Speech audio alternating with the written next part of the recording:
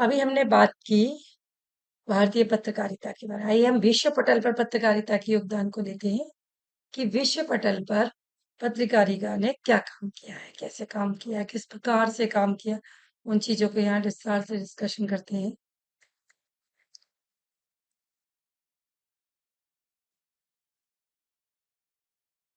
पत्रकारिता के उदय के समय में उत्तरायण की तरफ उदय आकस्मिक है। इसका विकास विकासशीलता का एक पत्रकारिता अजीब विकास अचानक नहीं होता, बल्कि उसका विकास क्रमिक विकास होता है।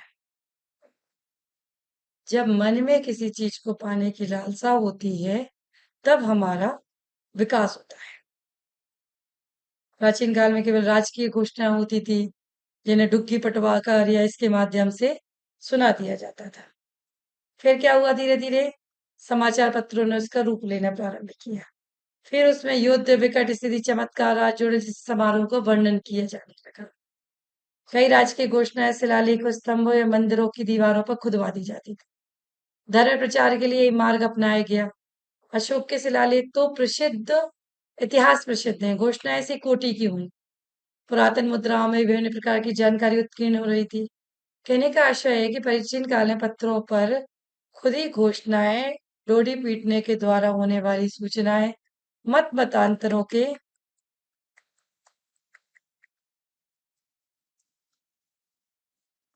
धर्मशालाओं में लगे सूचना पत्रक आदि के द्वारा ही समाचार पत्रों का प्रसार किया जाता था। विश्व पत्रोदय की दृष्टि से उन्हें आर के छिपा हुआ समाचार पत्रों के पूर्वज के रूप में भी माना गया। धीरे धीरे मानव सभ्यता आगे बढ़ी, शिक्षा में विकास हुआ, पत्रकारिता के विभिन्न रूपों का विकास हुआ। ईसा पूर्व 5वीं शताब्दी में राजधानी से दूर स्थित नागरिकों ने समाचार पत्र पहुंचाने का कार्य संवाद लेखक के रूप में किया।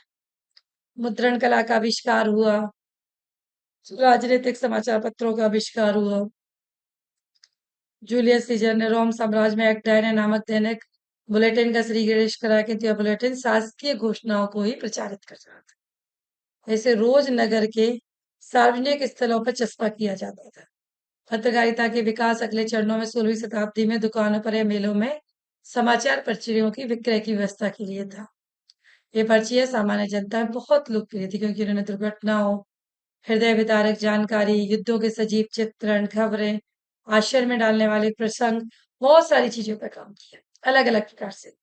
तो हिंदुस्तान में पत्रिका के बारे में एक नए युग की शुरुआत मुगल साम्राज्य की स्थापना के समय में। हम विश्व पटल पर पत्रकारिता की बात कर रहे हैं, तो पहली शुरुआत हमने जो की वो हिंदुस्तान से की। हिंदुस्तान में इसकी शुरुआत कब हुई? मुगल काल से। मुगलों ने अपनी शासन व्यवस्था को सुदृढ़ बनाने के लिए संचार सेवाओं को बेहतर बनाने का प्रयास किया। पूरे देश में सूचना अधिकारियों की नियुक्ति की। वे सूचना अधिकारी राजधानी में मुख्य कार्यालय में शुद्ध प्रांतों में रहने वाले सेना के उच्च अधिकारियों तक सूचनाएं भिजवाते थे। मुगलों ने फिर क्या किया? वाक्य नवीशों की नियुक्ति की, जिन्हें संवाद लेखक भी कहा जाता था। इन वाक्य नवीशों का कार्य जो था वो घटनाओं के समावारों का संग्रहण था। इस काल में समाचार द्वारा प्रेषित किए जाते इन वाक्य नवीशों द्वारा प्रेषित पत्रों, बोनिस औरंगजेब के दरबार में कुछ समय रहा। वह लिखता है कि मुगाली कवि और कैफियत रियासत हर साम्राज्य सम की समांतरों का लेखक सप्ताह के रूप में एक बार अपनी पुस्तक जरूर निकाले। तो धीरे धीरे धीरे धीरे जो हिंदुस्तान के अंदर जो मुगल शासक आया, उसने कहीं ना कहीं पत्रकारिता की शुरुआत की।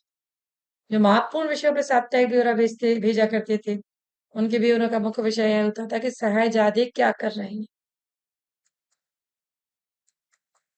अपना यह कर्तव्य वे लिखित ब्यौरा भेजकर पूरा करते थे। बादशाह आधी रात तक जागकर तन्मयता से उपयुक्त बातों में व्यस्त रहता था। बहादुर शाह के काल में हस्तलिखित सिराजुल अखबार प्रसिद्ध था। उस समय दरबारों के अमीर उमरा भी हस्तलिखित अखबार निकालते थे। ये अखबार नवीस कहलाते थे। अवध के सुल्तान ने 660 अवर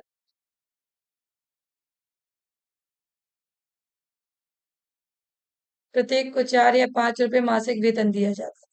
वे छपते नहीं थे। इनका प्रकाशन भी नियमित नहीं होता था, और चाहे उन्हें खरीद भी नहीं सकते थे, इसलिए सही अर्थों में इन्हें समाचार पत्र नहीं कहा जा सकता। 660 कर रखे थे। 4 या 5 रुपए मासिक वेतन दिया जाता था, लेकिन वो छपते नहीं थे। प्रकाशन भी समय पे नहीं होते, तो समाचार पत्र नहीं कहा जा सकता। ईस्ट इंडिया कंपनी ने क्या किया, देखो विश्व पटल पर समाचार पत्रों के बारे में हम बात कर रहे हैं। ईस्ट इंडिया कंपनी के अधिकार समाचार पत्रों के प्रति बहुत संकेत थे। वे किसी भी तरह की आलोचना बर्दाश्त नहीं करती थी। मुनाफाखोरी, पक्षपात और माल हत्यारे के वातावरण में विचार प्रकट करने की आजादी की दूर की बात, समाचार भेजने तक को स्वतंत्रता नहीं। यहाँ तक कि अंग्रेजों द्वारा उन्हीं के हितों की रक्षा करने वाले पत्रों के प्रति भी उन्हें भय बना रहता था। यद्यपि कंपनी ने मुंबई, बंबई, चेन्नई, मद्रास, कोलकाता में छापेखाने लगवा रखे थे और उनके लिए टाइप और कागज की व्यवस्था कर रखी थी, परंतु इन दोनों अंग्रेजी भाषा का कोई भी समाचार पत्र नहीं छपता था। फिर भी इंग्लैंड की प्रेस से प्रेरणा लेकर भारत में पत्रकारिता का जो प्रारंभ हुआ ईस्ट इंडिया कंपनी के आने के बाद हुआ। भारत में सबसे पहले जो समाचार पत्र शुरू हुए, कंपनी के विरुद्ध शिकायतें थी, उन्होंने शिकायतों को प्रकट करके कंपनी की नौकरी छोड़कर समाचार पत्र निकालना शुरू किया। समाचार पत्र निकालने का पहला प्रयास 1718 में 1778 में सितंबर में कोलकाता के कौंसल हॉल एवं सार्वजनिक स्थानों में एक नोटिस लगा हुआ पाया गया, जिस प्रकार था कि श्री वोल्टास जनता को सूचना प्रदान करने के लिए तरीका अपनाती। इस नगर में छापाखाना न होने से व्यापारी वर्ग को बहुत नुकसान रहता है और समाज को भी समाचार दिए जाने वाले अत्यंत कठिन है, जिन्हें हर ब्रिटिश प्रजा की दिलचस्पी है। इसलिए श्री वोल्टास उन व्यक्तियों को सर्वाधिक प्रोत्साहन प्रदान करने को तैयार हैं जो टाइपिंग का काम जानते हैं, प्रेस टाइप तथा अन्य का प्रबंध कर सकते हैं। उनके साथ वह जनता को सूचित करना चाहते हैं कि उनके पास लिखित रूप में ऐसी जानकारी है जिसमें हर व्यक्ति की गहरी दिलचस्पी हो। जो जिज्ञासु व्यक्ति चाहे उन्हें वोल्टास के घर में सामग्री पढ़ने और नकल करने की प्रदान करने की सुविधा दी जाए।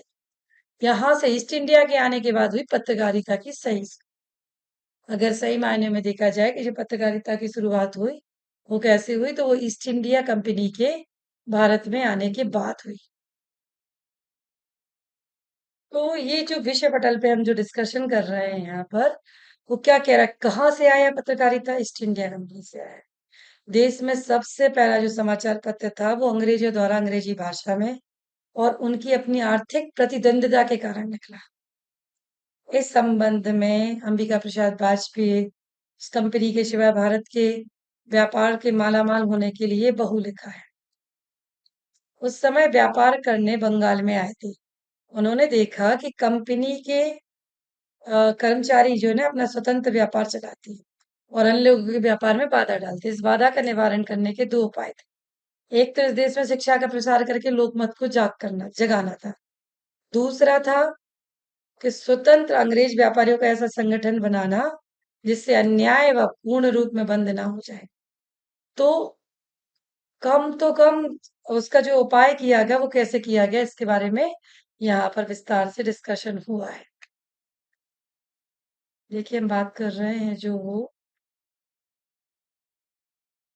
तो आप बात करते हैं हम जो भारत में पत्रकारिता का स्वरूप था उसके बारे में थोड़ा यहाँ डिस्कशन करते हैं। हिंदी पत्रकारिता का जो उद्भव हुआ वो 1826 से 1867 में उदंत मार्तंड हिंदी के प्रथम समाचार पत्र होने का गौरव हिंदी पत्रकारिता के प्रारंभ उदंत मार्तंड को प्राप्त हुआ। यह साप्ताहिक पत्रिका 30 मई 1826 को युगल किशोर शुक्ल कलकत्ता के कोलूटोला मोहल्ले से निकला था। उदंत मार्तंड के अंकों में इसका परिचय छपता हुआ मिलता है। यह दुर्भाग्य था कि हिंदी पत्रिकारिता के उदय के साथ इसको ग्रहण किया। यह पत्र सरकारी सहयोग के अभाव, ग्राहकों की कमी के कारण उसके प्रतिबंधों से अधिक नहीं लड़ पाया और 4 दिसंबर 1827 को सदा-सदा के लिए इसका अस्त हो गया, मतलब बंद हो गया। तो ये इसकी जो शुरुआत हुई उदंड मार्तंड की, ये पत्रकारिता की शुरुआत थी। उदंड मार्तंड से पूर्व कोई हिंदी समाचार पत्र नहीं निकला। इसकी पुष्टि से पत्र में प्रकाशित टिप्पणी भी होती थी।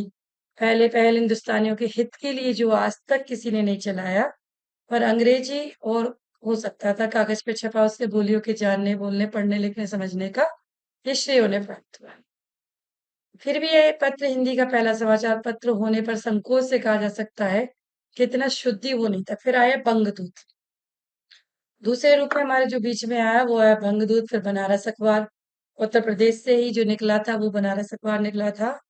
1845 में बनारस अखबार निकला। इसके संचालक मनीषी राजर्षि प्रसाद सितारे हिंद जी थे। बहुत से लोग इसे हिंदी का प्रथम अखबार मानते हैं, परंतु ये हिंदी भाषी प्रदेश का प्रथम समाचार पत्र आवश्यक न होकर देवनागरी लिपि का प्रयोग करने वाला था। इसमें अरबी, फारसी, सरबत हुई भरमार थी। इस पत्र में संस्कृत की पुस्तकों के कुछ अनुवाद थे। स्थानीय समाचार तक अन्य पत्रों में प्रकाशित सामग्री के उदाहरण थे। इसमें हिंदी की अपेक्षा उर्दू अधिक थी। बनारस अखबार के बाद कलकत्ते से 11 जून 1886 को इंडियन सन इंदौर से 6 मार्च 1848 को मालवा अखबार प्रकाशित हुए।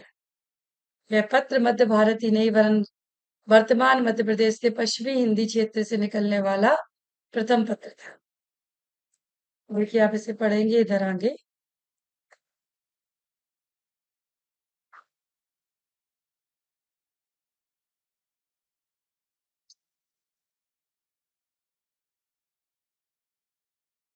1850 में सीतारामन मैत्रेय नामक बंगाली ने बनारस से सुधाकर पत्र लिखा।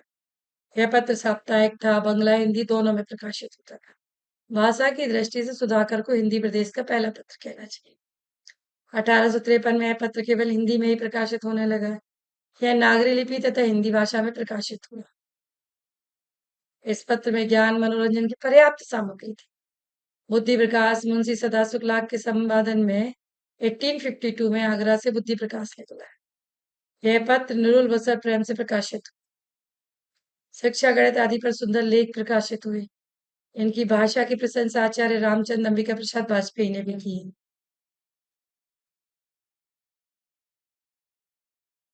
समाचार शुदा वर्षन निकला हिंदी का भारत से। फिर देखिए आप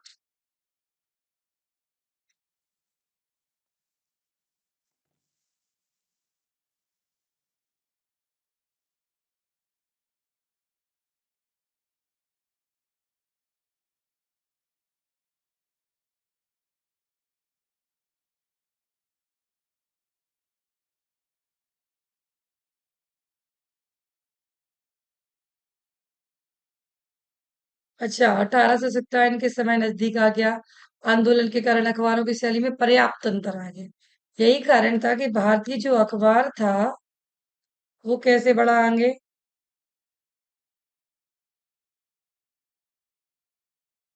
बस में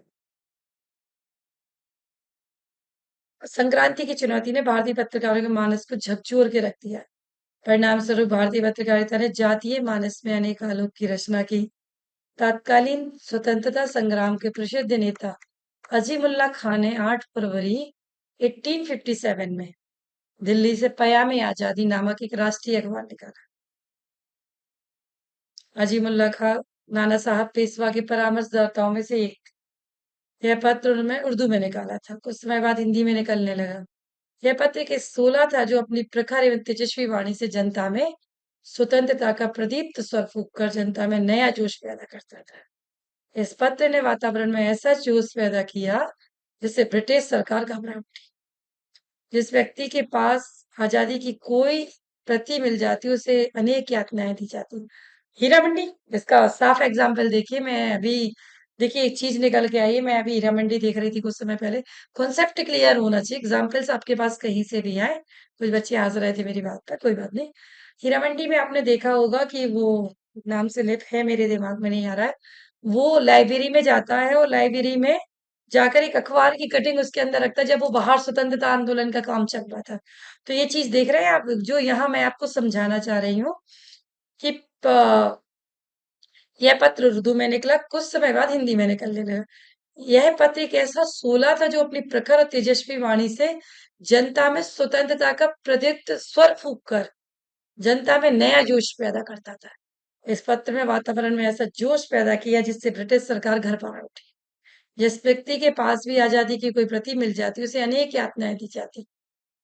उसे इस तरह इस पत्र में सरकार विरोधी सामग्री होती थी। इस पत्र में दिल्ली की जनता में स्वतंत्रता की आग फूंक देने वाली तत्कालीन यह पत्र विदेशी शासन का कोपभाजन होकर शीघ्र बंद हो गया।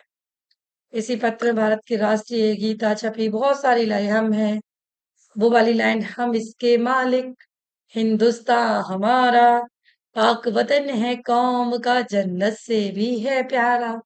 आज शहीदों ने तुझको अहले वतन ललकारा है, तोड़ गुलामी की जंजीरों, बरसाओ अंगारा है। अगर यहाँ काव्य की बात को हम लें, पयामे आजादी के पश्चात धर्म प्रकाश, सूरज प्रकाश, सर्वोज प्रजाहित, ज्ञान प्रकाश, ऐसे आदि रत्न प्रकाश पत्र निकले, जिन्होंने हिंदी पत्रकारिता में अपना एक नया अस्तित्व जमाया। हिंदी पत्रकारिता का जो विकास हुआ वो 1868 से लेकर 1900 तक बहुत दम से। अनेक समाज सुधारकों ने अपनी संस्थाओं कायम की और इसी शिक्षित वर्ग ने पत्रकारिता को एक नई दिशा प्रदान की। इस समय तक देश में नवीन राजनीतिक सामाजिक चेतना का उदय होना प्रारंभ हो गया। इस युग के लेखक में एक अजीब सनक व जिंदा दिली थी, जो अनुपम उत्साह व साहित्य साधन की उत्कृष्ट ललक, हास्यपूर्ण व्यंग शैली में इस युग का लेखकों ने अपना निर्माण किया। हिंदी पत्रकारिता का जो युग आया है वो 1900 के बाद आया। वाकई में जिस युग की हम बात करते हैं, कल्पना करते हैं, वो आया। गद्य निर्माण का युग माना जाता है। इस युग में पत्रों में राजनीति, साहित्य, प्रहसन, व्यंग, ललित निबंध, सबकी संख्याएं बढ़ गई थी। आज ये हजारी प्रसाद द्विवेदी जी के निबंध हम जो पढ़ते हैं विभिन्न विभिन्न प्रकार के, वो सब इसका एक हिस्सा थे। इस युग का जो नेतृत्व बाबू अरशन जी कर रहे थे, इस समय अंग्रेजी अधिकारियों की जो गुलामी थी, परंतु भरतेंदु जी निडर भाव से राजनीतिक लेख लिखकर इसका जनता जनार्दन को जो झकझोर रहे थे, यही कारण है कि युग भारतेंदु युग के नाम से भी प्रसिद्ध हुआ। इस युग में अनेक महत्वपूर्ण पत्रिकाओं का प्रकाशन हुआ।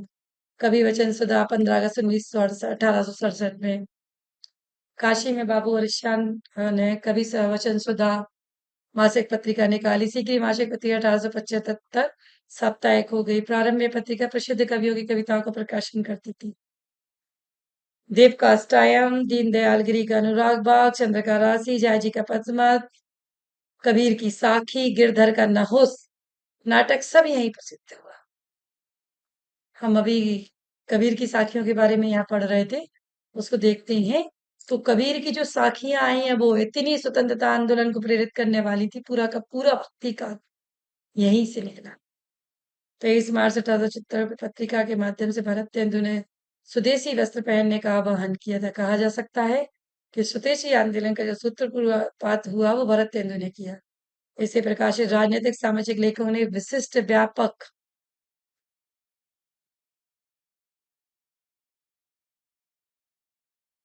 हिंदी की पत्रकारिता के सॉरी इस पत्र का सिद्धांत स्वामित्व निज भारत गए हरिश्चंद्र के लेख ललित लेखों ने लोगों के दिल में ऐसी जगह बना ली थी कि कवि वचन सुधन के हर अंक के लिए लोगों के लिए टकटकी लगाए रहते थे। हिंदी पत्रकारिता के एक नए युग का आरंभ कवि वचन सुधा से माना जाता है। हरिश्चंद्र मैगजीन 15 अक्टूबर 1873 को काशी से भारतेंदु हरिश्चंद्र ने हरिश्चंद्र मैगजीन को जन्म दिया। पत्रिका मासिक थी। इस समय पुरातत्व, उपन्यास, कविता, आलोचना, साहित्य सब कुछ था। किसी न किसी रूप में बाल बोधनी थी, महिलाओं की मासिक पत्रिका निकली, बहुत काम हुआ है। अभिव्यक्ति की भी दृष्टि से उल्लेखनीय था। साथ ही मेरी प्यारी बहना, मैं तुम्हारी एक बहन हूँ, बाल बोधिनी, आज तुमसे मिलने आई हूँ। मेरी यही इच्छा है कि तुम लोगों से, सब बहनों से महीने में एक बार मिलूं। तुम लोगों की अवस्था में कितनी छोटी थी, पढ़ चुकी थी। मनु भंडारी जी को मैंने पढ़ा इसमें।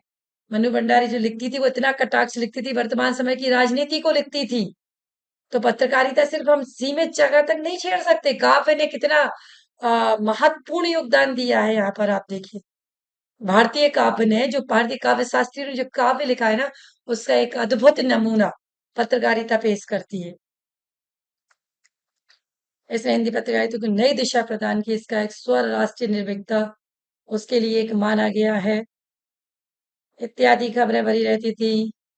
भारत में 17 मई 1878 को कलकत्ता से प्रकाशित हुई, जिस समय पत्र प्रकाशित हुआ उस समय हिंदी का कोई पत्र नहीं निकला था। प्रसिद्ध व वो कर्मशील पत्र था वो। फिर उसके बाद यह पत्र 57 वर्षों तक चलता रहा। दुर्गा प्रसाद मिश्र जी ने हरि मुकुट के बारे में भी बताया। इस प्रकार कई प्रकार की पत्र पत्रिकाओं का जो उद्बोधन हुआ वो इस समय पर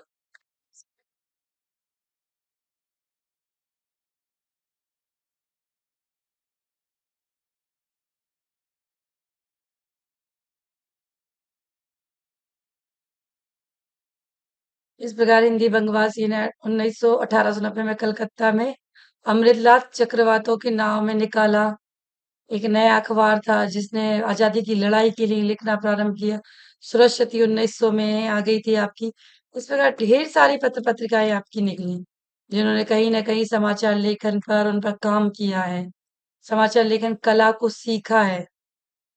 देखिए एक बहुत अच्छी सी चीज यहाँ पर आई है, आपके बीच में शेयर करती है। समाचार लेखन कला क्या होती है?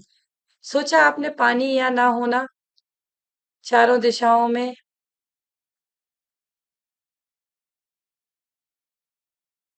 एक बार समाचार की परिभाषा पर एक प्रतियोगिता कराएगी तो परिभाषा पुरस्कृत हुई निम्न थी। समाचार किसी अनोखी या असाधारण घटना की अविलंब सूचना को कहते हैं जिसके बारे में लोग प्रातः पहले कुछ ना जानते हों लेकिन जिसे तुरंत ही जानने की अधिक से अधिक लोगों में रुचि हो। तो समाचार क्या है? का एक रोचक उत्तर पत्रकार यह देते हैं कि किसी कुत्ते ने किसी व्यक्ति को काटा तो कोई विशेष बात नहीं हुई। प्राय ऐसा होता रहता है, कोई बड़ी बात नहीं कुत्ते ने। लेकिन किसी व्यक्ति ने किसी कुत्ते को काट खाया तो ये बन गया समाचार। और जब इस तरीके के सब समाचार बनते हैं कि किसी व्यक्ति ने किसी कुत्ते को काटा तो वो एक अनोखा समाचार हो जाता है जिसे लोग जानना चाहेंगे। मीडिया क्या कर रही है आपकी बताइए? मीडिया यही कर रही है आपके सामने, घूम फिर के सारा काम आपके सामने यही हो रही है।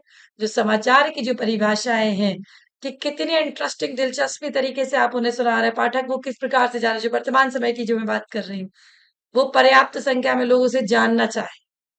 समाचार तो ऐसा होना चाहिए ना, जैसे समाचार की हेडलाइंस बनती हैं, हेडलाइंस पढ़ के ऐसा लगता है कि इसके अंदर की चीजें पढ़ ली जाए। याद नहीं आ रहा, कोई अच्छा सा समाचार दिमाग में आ नहीं रहा है अभी करंट में। हाँ, टीम इंडिया ने जीता। क्या? क्या? कौन सा कप जीता? वर्ल्ड कप जीता, क्रिकेट में लेडीज ने जीता, जेंट्स में जीता। ये उतना मजा एग्जाम्पल में नहीं आ रहा है। चलिए कोई बात नहीं, अभी इसको ही ले लेते हैं हम। पर्याप्त संख्या में लोग जिसे जानना चाहे वो समाचार कहलाता है। शर्त यह है कि वह सुरुचि तथा प्रतिष्ठा के नियमों का उल्लंघन ना करे। अनेक व्यक्तियों की अभिरुचि जिस सामयिक बात में हो वह समाचार है। समाचार सर्वश्रेष्ठ होना चाहिए जिसमें बहुसंख्यकों की अधिकतम रुचि हो। समाचार वह है जिसे प्रसिद्ध करने में किसी बुद्धिमान व्यक्ति को सबसे अधिक संतोष हो और जो ऐसा हो जिसे प्रस्तुत करने से पत्रकार को कोई आर्थिक लाभ ना हो परंतु जिसके संपादन में उसकी व्यावसायिक कुशलता का पूरा पूरा पता चलता हो। इस प्रकार के समाचार होना चाहिए। समाचार के विविध प्रकार हैं, कई प्रकार से समाचार लिखे जाते हैं, अंतरिक्ष यानों की सफलता पर हैं, संसद के समाचार हैं। देखिए समाचार लिखने का कोई एक क्राइटेरिया नहीं होता। वैज्ञानिक समाचार है, विज्ञान समाचार है, राजनीति से संबंधित समाचार है, जो समय की आवाज को सुनता है। कभी भी दिन थे जब हमारे समाचार पत्र में अक्सर राजनीतिक समाचार होते थे, क्योंकि उस जमाने में देश के सामने विदेशी शासन से मुक्ति पाने के लिए एकमात्र लक्ष्य था, जो हमारी सारी शक्ति भारत की सुरक्षा और राष्ट्र के सर्वोत्मुखी के निर्माण में लगी थी। इस उद्देश्य को पूरा करने के विज्ञान अनुसंधान हमारे लिए सहायक थे। किसी भी जागरूक संवाददाता के लिए समाचार की एक नई दिशा थी, क्षेत्र में नई उपलब्धि थे, नए आविष्कार थे। विज्ञान से हमारा जीवन कितना सुधरा, नए मूल्यों का निर्माण कितना हुआ, ये सारी चीजें अब उसमें नई चीज एड ऑन होने लगी थी। देश स्वतंत्रता की ओर था, हम स्वतंत्र थे। अब हमें अपने देश में इम्प्रूवमेंट कैसे करना, विकास कैसे करना है। भारत के विकास के 50 साल, 75 भी मनाई थी हमने अभी। मोदी जी के विकास के 14 साल, 2014 में मोदी गवर्नमेंट जिस हमारे बीच में है, उसके बाद की विकास की स्थिति, उसके बाद मीडिया की स्थिति, उसके बाद समाचारों की स्थिति क्या हुई, कितना इम्प्रूवमेंट हुआ, कैसे आगे बढ़े। तो ये सभी विकास के मुद्दे हैं। अंतरिक्ष यानों की सफलता, अंतरिक्ष प्रयोगशालाएं मानव द्वारा किए गए सफल दक्षिण आदि के समाचार, रेडियो, समाचार पत्र, चलचित्र तक जनता द्वारा पहुंचते जनसाधारण विषयों के लिए दिलचस्पी बढ़ जाती है। संसद समाचार, राष्ट्रीय संसद और राज्यों के विधानमंडलों की कार्यवाही में जनता की दिलचस्पी होना स्वाभाविक है। जिन कानूनों के अधीन हम रहते हैं या व्यवहार करते हैं, जो हम कर देते हैं अथवा जन कल्याण और राष्ट्र निर्माण के लिए जो योजनाएं बनती हैं, उन सब का फैसला संविधान के अनुसार पार्लियामेंट या संविधान मंडलों तथा अन्य प्रतिनिधि संस्थाओं में होता है। आजकल के युग में सरकार, राज्य, समाज एवं समुदाय समानार्थी हो गए हैं। सरकार या व्यवस्था के बिना किसी भी सामाजिक जीवन की कल्पना नहीं की जा सकती। समाचार संसद, प्रेस, पार्लियामेंट एक दूसरे के पूरक और सहायक हो गए। पार्लियामेंट से समाचार पत्र और कॉलम से भरे होते हैं। पार्लियामेंट को प्रेस से अपने काम में बड़ी सहायता मिली। जनता की क्या शिकायतें हैं, क्या समस्या, क्या कठिनाई, इसके बारे में संसद सदस्य समाचार पत्रों में प्रकाशित लेखों को वहां डिफाइन करते हैं। जनता की क्या प्रक्रिया है, पार्लियामेंट विधानमंडलों के सदस्यों में उनमें क्या योगदान है, प्रेस में पार्लियामेंट विधानमंडलों की क्या कार्यवाही की जा रही है, इन सब चीजों के ऊपर एक उचित निर्णय प्रदान किया जाता है। कार्रवाई की रिपोर्ट सच्ची यथार्थ है, पार्लियामेंट उसका प्रकाशन रोक नहीं सकता, उसके ऊपर अधिकार है। बलात्कार संबंधी घटनाएं, समाज विरोधी घटनाएं, ये सब पत्रकार में बन गई। पत्रकारिता के रूप में हमारे बीच में प्रसिद्ध है। विरुद्ध कानूनी कार्रवाई है, मुश्किलें हैं, खेल समाचार है, स्वतंत्रता प्राप्ति है, क्रीड़ा क्षेत्र है। इन खेलों को अंग्रेजी पढ़े लिखे फौजी, सिविल अफसर, उनके संपर्क में आने वाले धनी मनी वर्ग हैं, गैर सरकारी लोग हैं, भारतीय अथवा तत्कालीन देशी रियायती के राजा लोग हैं। वे एक न एक सचित्र पृष्ठ क्रीड़ा जगत के लिए सुरक्षित रखने वाले लोग हैं। पाठकों की पृष्ठभूमि को ले जाने वाले लोग हैं। कॉलेज और विश्वविद्यालय में अंग्रेजी भाषा, भेषभाषा और बोलबाला का प्रयोग करने वाले लोग हैं।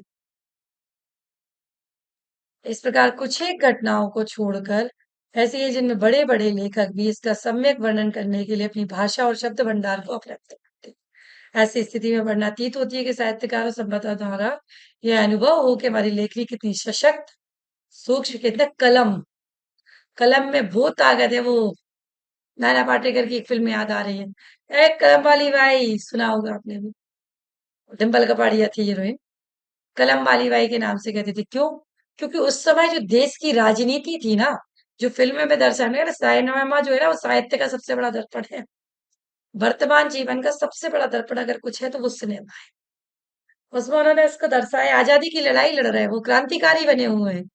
और जो उस समय जो बात उठाने वाली जिसमें आवाज थी, वो अखबार थे, वो पत्रकार थे। वो स्टेटमेंट आया है डिम्पल कपाड़िया के लिए, एक कलम वाली बाई, अपनी कलम से कुछ ना कुछ नया लिखो। तो कलम में वो ताकत है, पेन डाउन की ताकत है कलम के अंदर। अगर कलम चाहे और एक दिन के लिए कह दिया जाए कि पूरे देश की पेन डाउन हो गया, मतलब कलम तोड़ दी जाए। किसी को फांसी की सजा होती है ना, तो जज जब उस सजा को सुनाता है उसके बाद कलम तोड़ देता है। मतलब कि प्रभु, हे ईश्वर, इस कलम से किसी दूसरे के लिए इतनी गंदी चीज ना हो कि मृत्यु की मुझे सजा सुनाना पड़े, तो उसकी निब तोड़ दी जाती। तो कलम में वो ताकत है ना, अखबारों में वो ताकत है ना, मीडिया में वो ताकत है। मैंने कहा ना, लोकतंत्र का चतुर्थ स्तंभ माना क्या मीडिया को, कि भारत की अर्थव्यवस्था के लोकतंत्र को संभालने वाला जो सबसे बड़ा खंभा है, वो है पत्रकारिता, वो है मीडिया। उसके माध्यम से हम आगे बढ़ते हैं।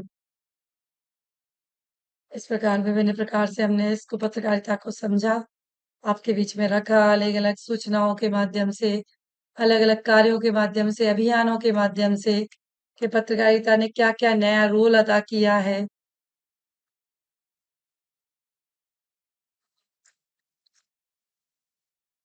किस प्रकार पत्रकारिता आगे बढ़ी है, कैसे इसने अपना सदुपयोग किया है, किन किन लोगों को ये विस्तारित लेके चली है। तो ये सारी क्रियाविधि जो है वो एक पत्रकारिता के अंदर पूर्ण रूप से समाहित रहती है।